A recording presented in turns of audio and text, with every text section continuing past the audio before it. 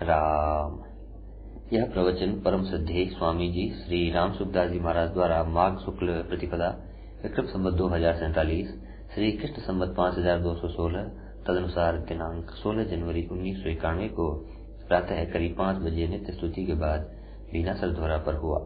राम राम राम राम राम राम राम राम राम राम नारायण नारायण नारायण। अब बोलो साहब, कोई बात बोलो। कांग्रेस पर क्या बात रही है? नहीं, ठीक बात समझ में आई। कर्तृत्व नहीं है, जब वो करता ही नहीं है तो फिर उसके लिए कार्य भी क्या है और उसके लिए करण की भी क्या आवश्यकता है। पर महाराज जी, ये किस स्थिति की बात है? ये अब बात पूछनी है। ये बात है परमात्म तत्व की जो प्राप्ति की इच्छा होती है ना, तब से ही ये बात समझनी चाहिए कि परमात्म तत्व में कर्तृत्व नहीं है और कर्ण की अपेक्षा नहीं है। ये पहले ही बात मान लेनी उचित है, तो उद्देश्य कर्ण निरपेक्ष का हो जाएगा। कर्ण की सहायता लेते हुए भी साधन करते हैं तो उसके ध्यान में ये बात आ जाएगी कि वास्तव में कर्ण निरपेक्ष तत्व है और कर्ण निरपेक्ष तत्व का साधन भी कर्ण निरपेक्ष ही है। जब तक असाधन साथ में रहते हैं तब कर्ण सापेक्षता दिखती है। परमात्म तत्व में कर्ण की अपेक्षा नहीं है, परंतु असाधन है साधन दोनों विचारक द्वंद्व रहता है। जब तक निर्द्वंद्व ही महाबाहु शुभम बंधा तुम उच्चते, तो निर्द्वंद्व होता है ना, तब फिर कर्ण नहीं रहता। जब तक सत असत का द्वंद्व रहता है, साधन असाधन का द्वंद्व रहता है, तब तक कर्ण रहता है। तो वास्तव में असाधन में रहा कर्ण। उद्देश्य जिस निष्काम भाव से कर्म करते हैं तो सर्वथा निष्काम भाव तत्व के होने से ही होता है। इस वास्ते तिलक महाराज ने कर्म योग जो होता है सिद्ध पुरुष के द्वारा ही होता है, ये माना। कर्म योग नहीं होता, ये वास्तव में सर्वथा निष्काम होना। विद्यते सिद्धन्ते सर्व संशया क्षीयन्ते शास्त्र कर्माणि तस्मिन् दृष्टे परावरी। उस परमात्मा की प्राप्ति होने पर ग्रंथि का भेदन हो जाता है। सिद्ध ग्रंथि बिल्कुल नहीं रहती, जड़ का नाश हो जाता है, जड़ का विच्छेद हो जाता है, नाश हो जाता है और संशय सब मिट जाते हैं। किंचित मात्र भी संशय नहीं रहता और सब कर्म नष्ट हो जाते हैं उसी परमात्मा प्राप्त होने पर। तो प्राप्त होने पर सर्वथा निष्काम हो जाता, कामना उसमें नहीं रहती। परंतु सर्वथा जब तक प्राप्ति नहीं होती, पूर्णता नहीं होती है, तब तक निष्काम भाव का उद्देश्य रहता है। निष्काम भाव नहीं रहता पूरा, परंतु स्वल्पम अप्य धर्म से चाहते महत्व भयात, वो कर्म का स्वल्प भी बात है अनुष्ठान, वो महान भय से रक्षा करता है। तो इसमें तीन बात आ गई। नेहा विक्रम सोचती प्रतिवायु निविद्य से और स्वल्पम धर्म से चाहते महत्व बात, तीन बात आई है इसमें। एक पहली बात ये आई कि ऐसा सांख्य बुद्धि योगी विमान सुनो बुद्धिया युक्त तो या बात कर्म बंधन प्रहार से, तो कर्म बंधन का सर्वथा नाश हो जाती है। बात ये आई। तो चार बातें आई इसमें। तो चार बातों में ये स्वल्प में इसका थोड़ा भी अनुष्ठान महान भय से रक्षा करता है। इसका जब तत्व साधक लिखाने लगे तब ये बात समझ में आई। पहले बात समझ में ठीक आती नहीं थी कि थोड़ा भी अनुष्ठान रक्षा कर देगा तो फिर अनुष्ठान की अगर जो क्या रही पूरा हो जाएगा। फिर ये समझ में बात आई कि निष्काम भाव जितना हो गया है ना जैसा, तो निष्काम भाव से जो अनुष्ठान किया जाए उसका फल परमात्मा की प्राप्ति ही होगा, दूसरा नहीं होगा। जैसे सकाम भाव से कर्म किए जाए शुभ, तो शुभ कर्मों में तो प्रवृत्ति हो जाती है, परंतु ये मुक्ति जायक नहीं होते, मोक्ष आदि जायक होते हैं। ये स्वर्ग आदि और अगर धनी बन जाए, स्वर्ग बन जाए, परलोक में विशेष ऐसी अवस्था हो जाए, इसके कारण बनते हैं। पर निष्काम भाव से जितने अंश में हो गया है, उसका फल तो केवल परमात्मा की प्राप्ति ही होगा। उसका सांसारिक प्राप्ति से उसकी संबंध की बात नहीं रही, वो बदल में नहीं रहता।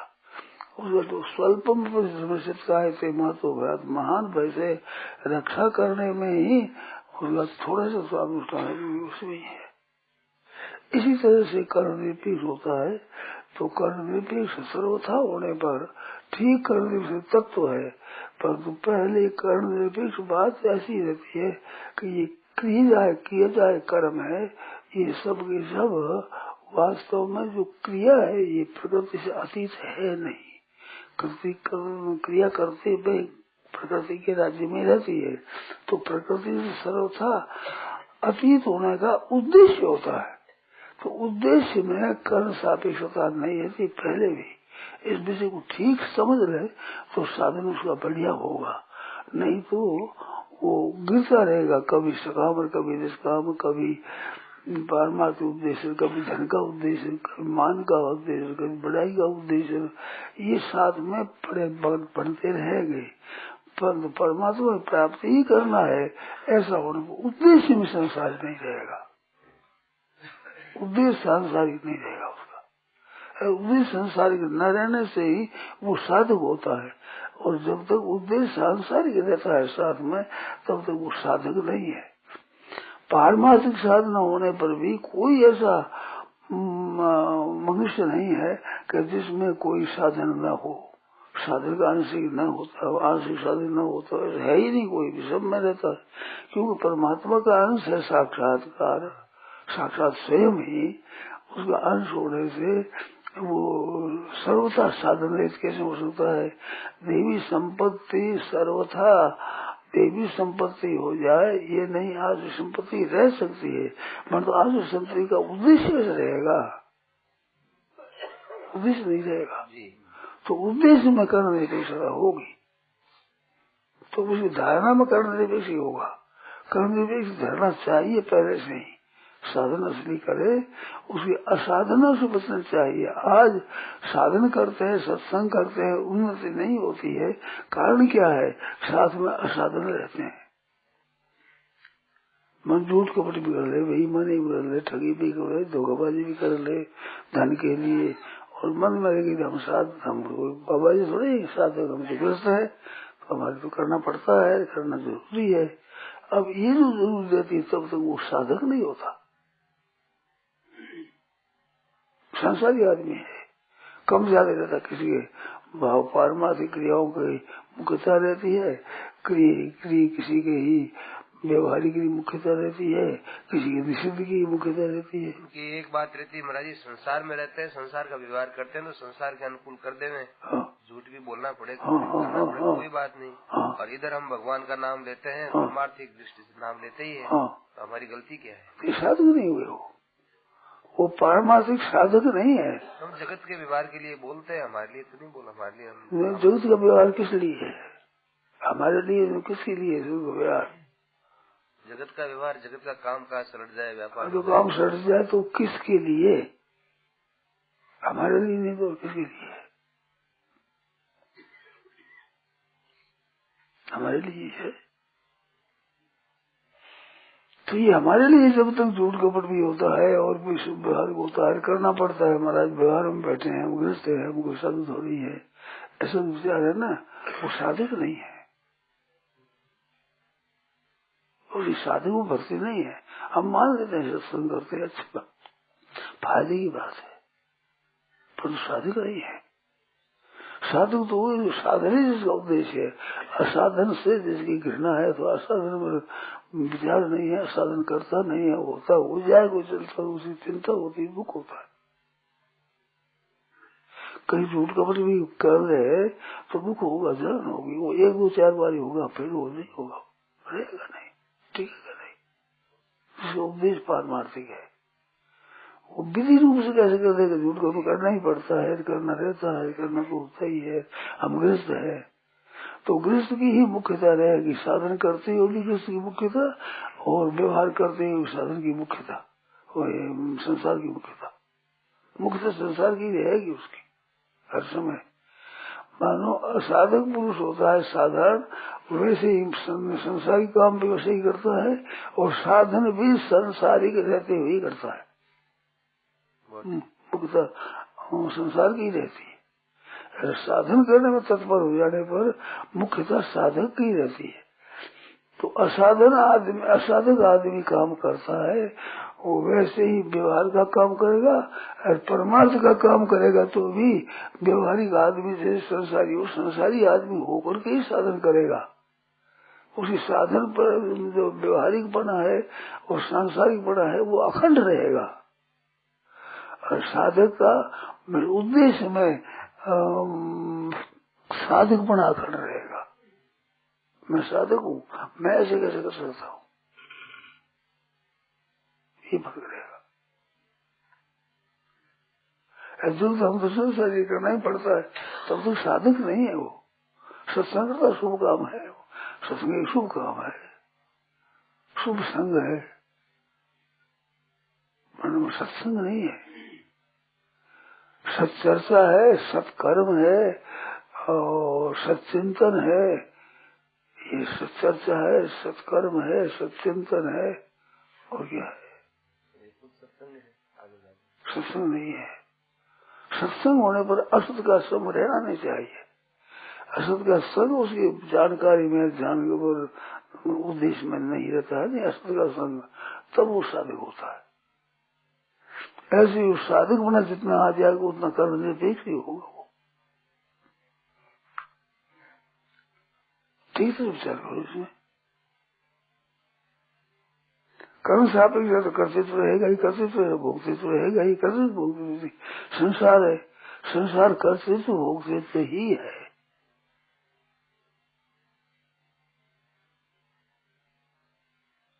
वैसे ये भाई शरीर स्थोप मानते हैं, न करोते न लिखते। शरीर स्थिति होता हुआ भी कर्तृत्व और रिक्तपना उसमें नहीं रहता, कर्तृत्व और भोक्तृत्व ये मुख्यतः से बात रहती है। साधक बना तभी सिद्ध होगा। नहीं तो अब आज क्या बात है, हर एक आदमी के भीतर में साधक है। हम साधन करते हैं, सत्संग करते हैं, भजन ध्यान सब करते हैं, कीर्तन करते हैं, ठीक करते हैं, साधन कर रहे हैं हम। तो साधन कर रहे हो तो असाधन होता है, साधन भी होता है। गृहस्थ है तो गृहस्थ साधु थोड़ी मतलब है। साधक साधक होता है, गृहस्थ और साधु नहीं होता है। और ना गृहस्थ होता है साधु नहीं, ना साधु होता है। बात ऐसी हो जाती है, कहते हैं कि परमात्मा प्राप्ति साधु को नहीं होती, परमात्मा प्राप्ति गृहस्थ को भी नहीं होती। शरणा जी क्या है, परमात्मा प्राप्ति गृहस्थ को नहीं होती, परमात्मा प्राप्ति साधु को भी नहीं होती। परमात्मा प्राप्ति साधु को होती है। साधु होता है, गृहस्थ होता है, साधु होता है। साधु पढ़े का अभिमान है, गृहस्थ पढ़े का अभिमान है, तो साधक कहाँ है?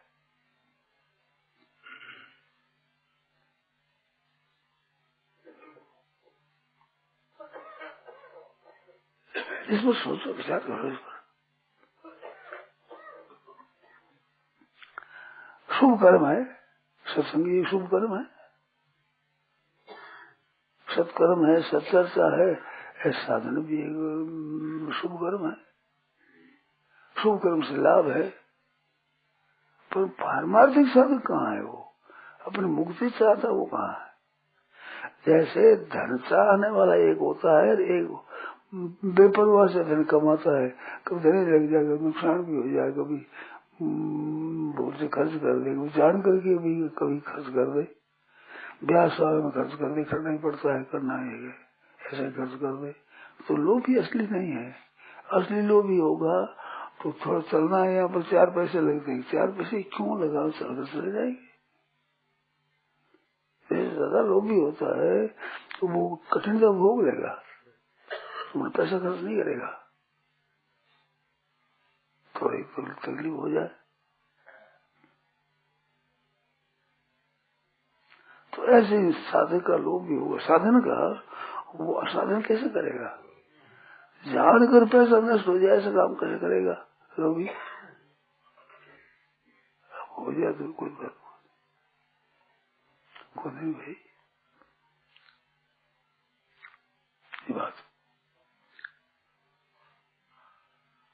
तो ये बात अब चर्चा करते हो ना, आप पूछते हो तो ये बातें पैदा होती है। तो जब बीतती जाती है, जब विचार करते हैं ना, तो कर्ण सापेक्ष साधक होता ही नहीं। साधक मात्र कर्म निरपेक्ष होता है। कर्तृत्व जब तक ज्यादा रहता तब तो वो ज्ञान का साधक कैसे होगा?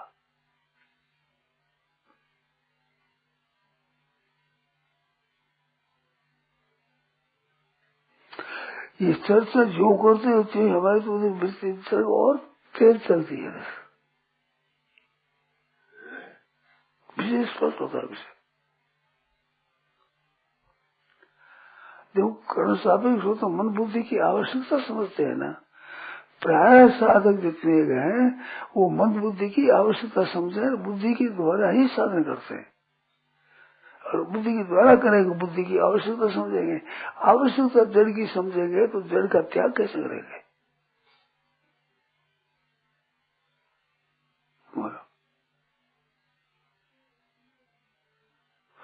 मन में ऐसी है कि मन बुद्धि तो लगाना ही पड़ेगा, मन बुद्धि बिना काम चलेगा ही नहीं। तो कर्म भी समझ में आएगा, कर्म भी समझ में आता ही नहीं। समझ कैसे आए? आवश्यकता समझते हैं, सहारा है। जैसे धन का सहारा लेते हैं, मान का सहारा। हाँ,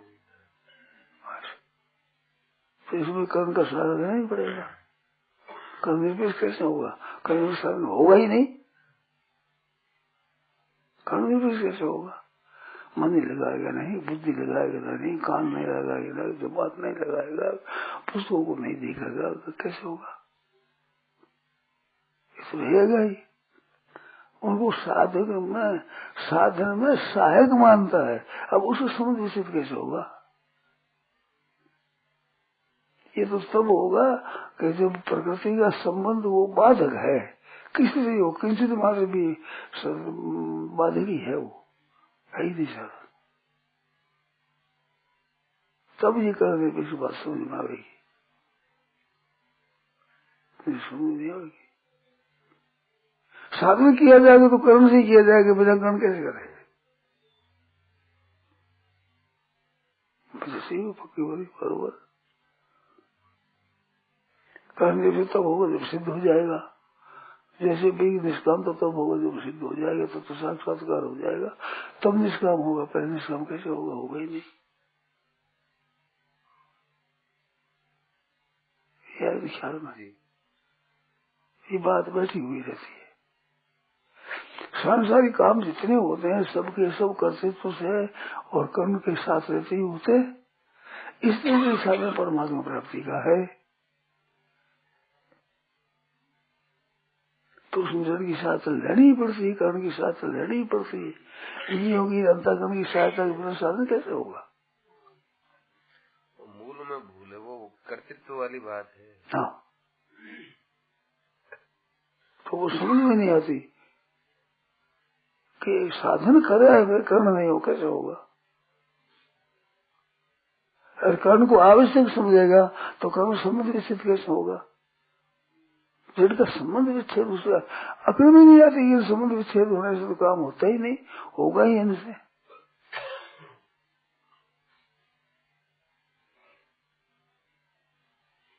इसमें तो कोई बात तो पैदा हो, बोलो। कर्तृत्व से ही कर्णों का आग्रह है, कर्तृत्व से ही होता है। क्रिया जनकत्व कारकत्व होता है। संबंध परंपरा से होने पर भी सृष्टि कारक नहीं होता जी। नहीं, कारक नहीं होता वो, क्योंकि क्रिया जनक बना नहीं होता उसमें।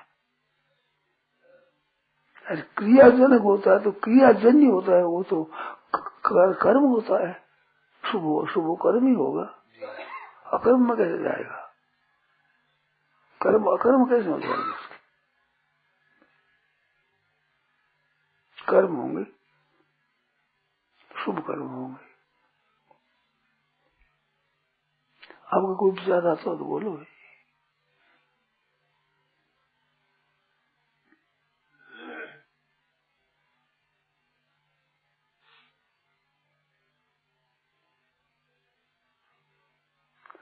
पैसे का लोभी होता है, वो पैसे का त्याग कैसे कर सकता है?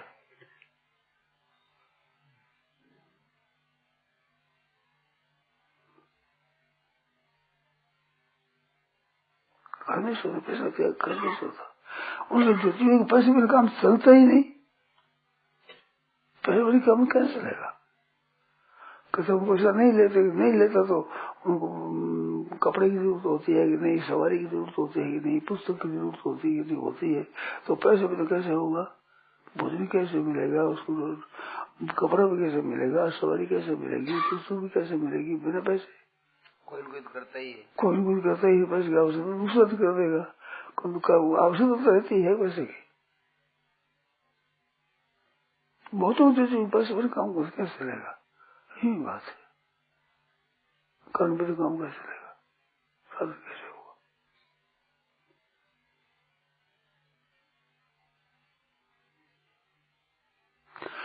परंतु असली विरुद्ध होगा त्यागी, तो वो कहते कैसे मिलेगा? तो कहते काम चलेगा नहीं तो रोटी बिना मर जाएगा।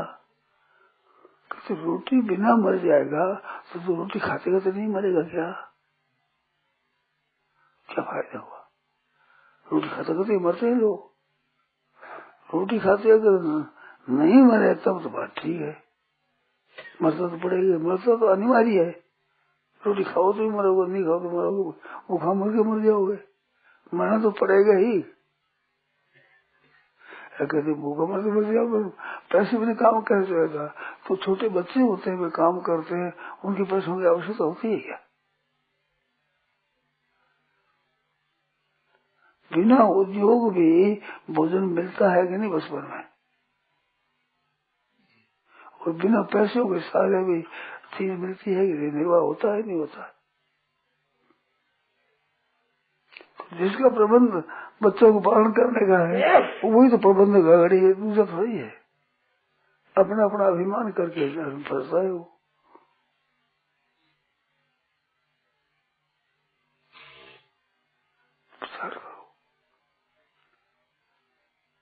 विचार करो।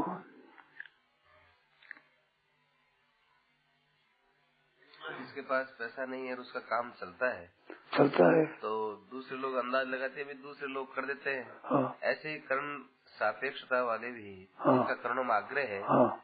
ऐसी बात सुनी है तब ऐसा किया है, ऐसी बात पढ़ी है तब ये बात आई है, हाँ। किसी को साधन भोजन किया है तब ये बात है, उनका भी उसी प्रकार से कर्णों में आग्रह रहता ही परंपरा से। ये बात कर्म बिना कैसे होगा? होगा ही नहीं। पैसा नहीं रखते, पैसे बिना काम तो नहीं चलता था। महाराज शास्त्रों में ये भी तो बात आती है कि जो रथ है वो महल तक चला जाएगा। हाँ। परंतु उसमें वो रथी है। हाँ। वो उसको अंदर अपने महल में खुद को ही जाना पड़ता है, खुद को ही जाना पड़ता है। रथ नहीं जाता, सारथी भी नहीं जाता, सारथी भी नहीं जाता। वो अपने खुद का जो अपना महल है उसमें अकेला ही जाता है। यही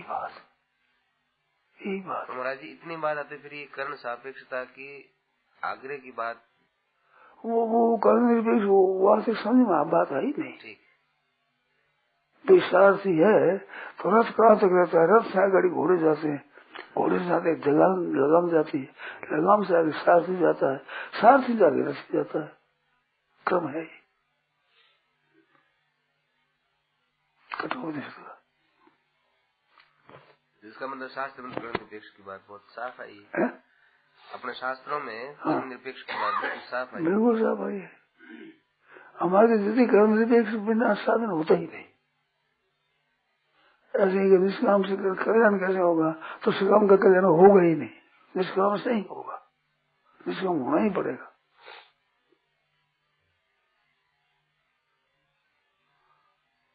कर्म का खंडन किया है, कर्म से पूर्ति कैसे हो जाएगी? कर्मयोग से मुक्ति मानते हैं उनका खंडन करते हैं वो। अंत में कर्ण निरपेक्ष होना पड़ेगा, नहीं तो उसको तो प्राप्ति तो नहीं होगी। तो पहले से ये उद्देश्य हो कर्ण निरपेक्ष है तो पहले से जड़ का सारा छूट जाएगा।